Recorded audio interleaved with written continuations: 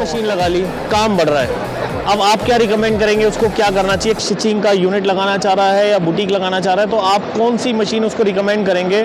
अच्छा, इसमें ऑयल ही नहीं रहनी चाहिए। सेमी भी यूज़ कर सकते हो एंड आप इसको बिना पैर लगाए भी यूज कर सकते हो। स्टिच बन रहा है या एक सैम्पल यूनिट जो स्टार्ट होता है उसकी बात करें, पहली मशीन है सिलाई और दूसरी मशीन सिर्फ और सिर्फ 20,000 रुपये की सिंगल नीडल है और 29 की ओवरलॉक है, राइट।